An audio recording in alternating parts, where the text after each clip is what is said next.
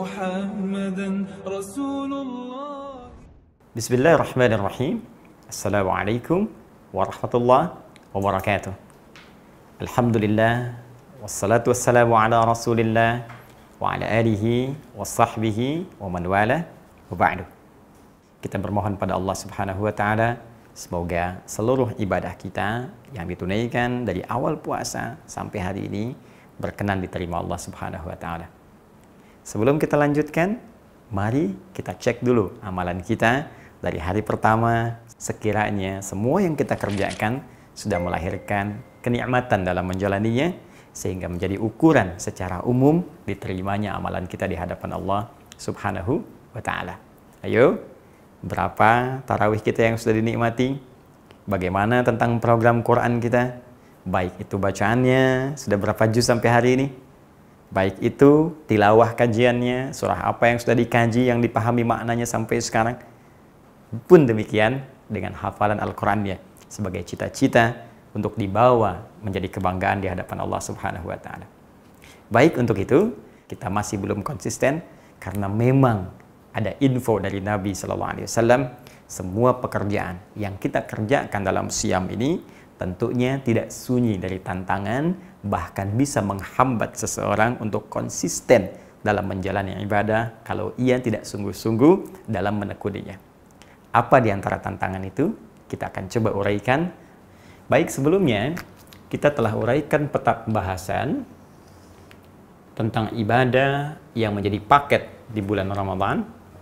Baik itu ibadah malamnya, khususnya terkait dengan sholat tarawih yang telah kita tuntas bahas, juga terkait sampai ke waktu sahar, waktu menjelang fajar yang didapatkan ibadah sahur dengan turunan detil pembahasannya, baik itu makannya yang melahirkan keberkahan, istighfarnya, doanya. Kemudian sampai di fajar, maka muncul ibadah yang paling pokok, yaitu ibadah siam yang dijalani sampai tiba waktu maghrib itu.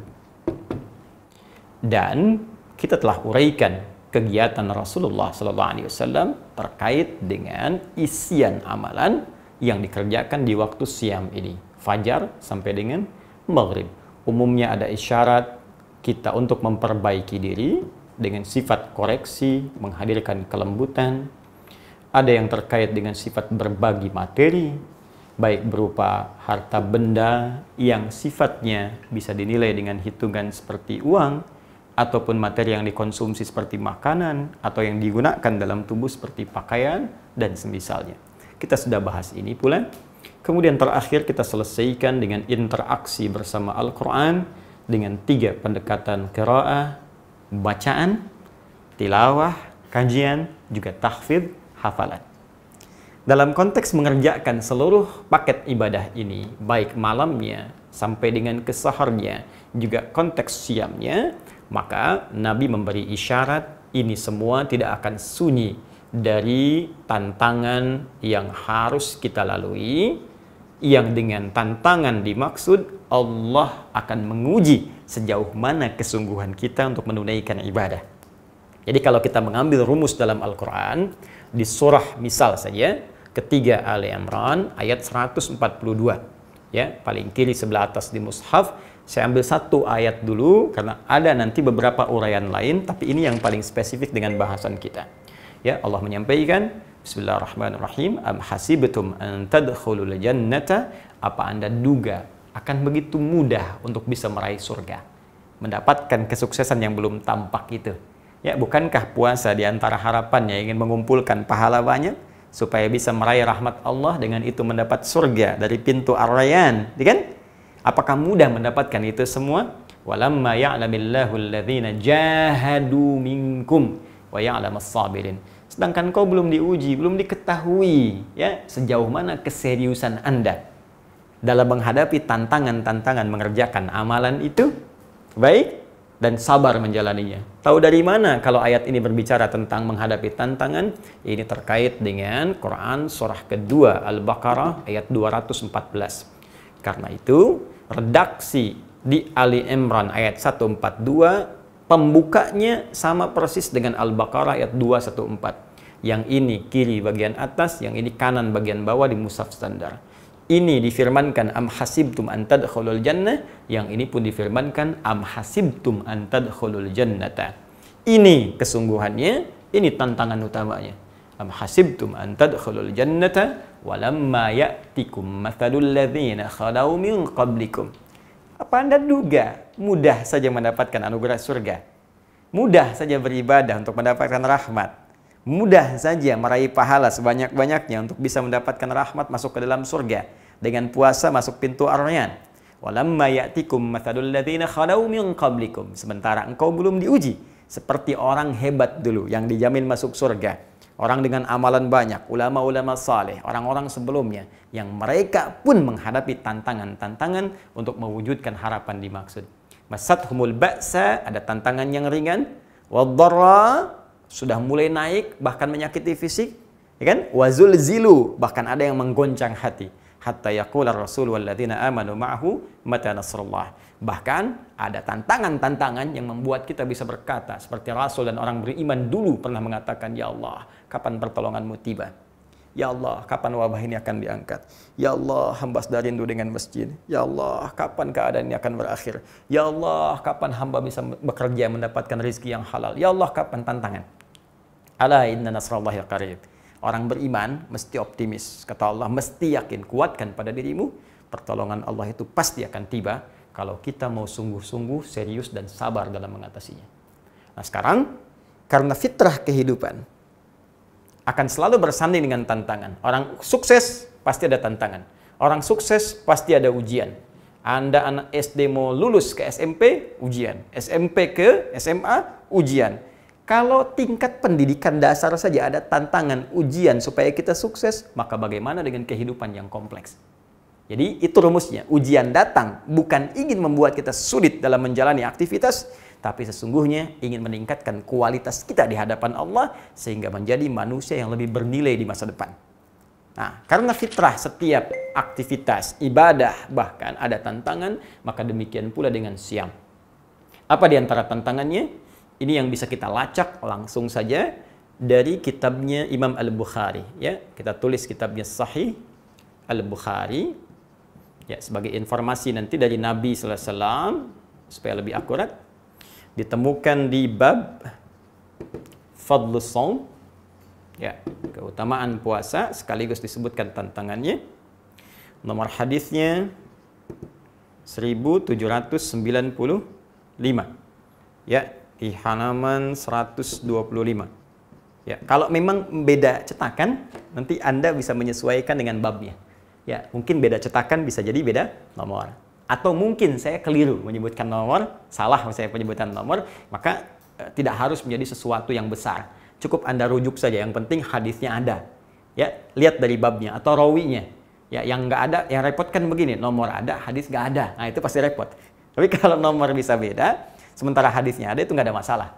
Ya, kayak saya kemarin misalnya menyebutkan 20.055, 20.056. Ya, seharusnya 50.025, 50.026. Tapi hadisnya tetap ada dan rawinya benar.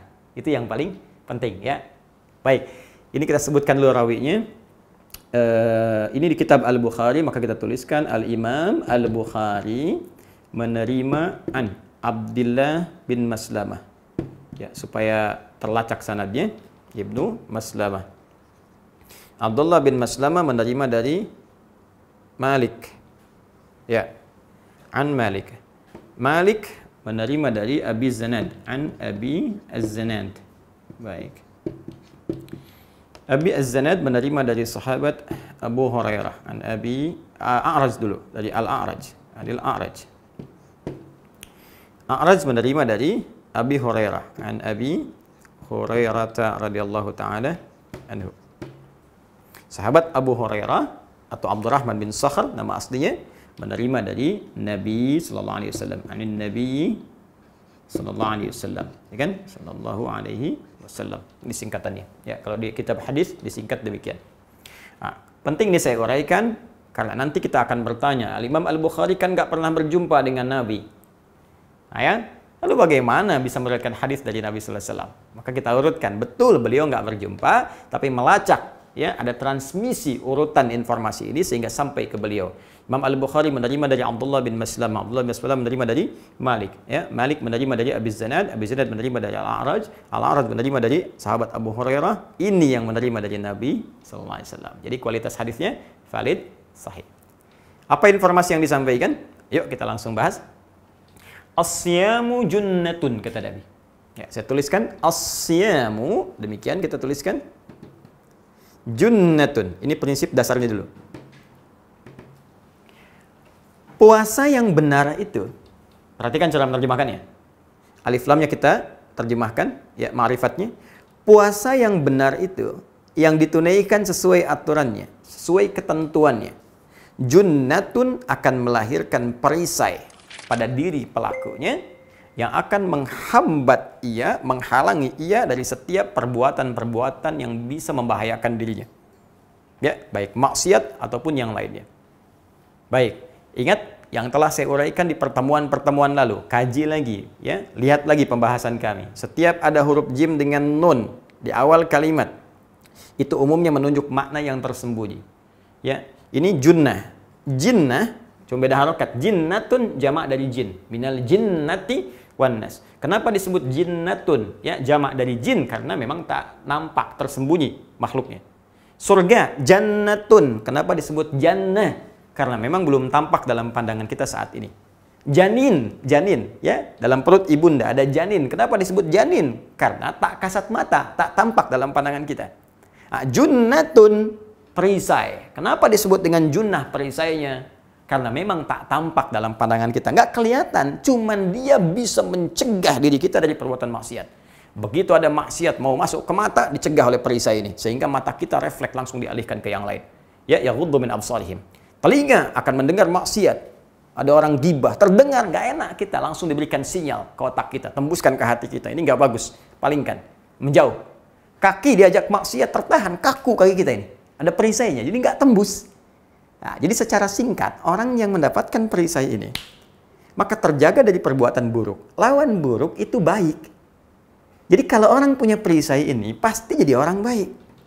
Kalau dikaitkan dengan rumus hadis ini, pembukanya, kalau Anda ingin jadi orang baik, di antara ibadah yang membuat seseorang jadi baik, itu puasa. Rajin puasa aja. Selepas Ramadan, rajin Senin, Kamis. Ya, Ayyamul Bid, puasa Daud. Itu pasti kalau benar puasanya, pasti merubah pribadi seseorang jadi baik. Kecuali ada puasa yang tidak ditunaikan dengan benar, alif lamnya nggak jalan. Tapi apakah menunaikan puasa dengan benar itu supaya jadi orang baik mudah dikerjakan? Belum tentu. Karena ini, rumus umumnya, fitrahnya selalu ada ujian tantangannya. Apa di antara ujiannya? Kita tuliskan di sini. Saya mohon izin hapus dulu ini, ya, supaya memudahkan kita untuk mengurai kembali. Nabi menyampaikan, fala yarfuth. Asyamu junnatun. Baik. Puasa yang ditunaikan dengan benar itu bisa menghasilkan perisai. Tapi tidak mudah mengerjakan ini, ada tantangannya. Apa di antara tantangannya? Saya tuliskan 1. Fala yarfuth. 2. Wala yajhal. 3. Wa inimru'un qatalahu. 4. Aw syatamahu. Falyakul inni sa'imun, inni sa'imun. Di redaksi lain, falyakul marrataini, inni sa'imun. Tahan sampai sini dulu, karena kesananya terkait dengan keutamaan. Ini yang terkait dengan tantangan. 1, kata Nabi, jangan berkata kotor, jorok, kata-kata kotor. Yang kedua, wala yajhal, jangan berlaku bodoh yang tidak pantas, bertindak yang tidak pantas. Kita contohkan. 3, wa inumru'un qatalahu, berselisih. Termasuk provokasi. Ya, masuk konteks ini. Au syatamahu, mencaci, mencela. Ya, kemudian juga bikin hoax. Nah, kalau sekarang buzzer. Nah, ini masuk kategori ini, ya. Awas, hati-hati, hati-hati nih, hati-hati. Awas ya. Nah, ini. Faliyakul inni sa'imun, maka tegaskan pada dirinya, kalau menghadapi tantangan ini, saya sedang puasa, sedang puasa, sedang puasa. Baik, sebentar. Sebelum kita masuk ke sini, sebentar. Tarik nafas dulu. 3 detik. 1, 2, 3. Fokus lagi. Bila kita perhatikan, di sini kita tidak dapatkan tantangan berupa hal-hal yang konsumtif misalnya. Ya, makan,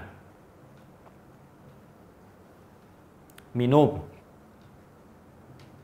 atau tantangan yang sifatnya biologis, hal-hal seksual, kebutuhan seksual, biologis.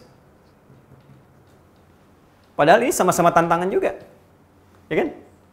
Betapa banyak orang waktu sedang berpuasa, lihat makanan, tiba-tiba sudah pengen buka, ya kan?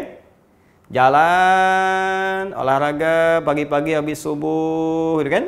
Tercium bau makanan dari satu restoran, Masya Allah, udah lihat jam, berapa menit lagi maghrib ya? Padahal baru subuh.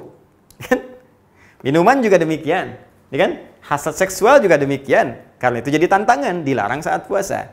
Namun kenapa yang ini tidak banyak diungkap, dibahas, sedangkan ini yang ditekankan, bahkan menduduki hal yang sangat penting tentang hadis-hadis puasa.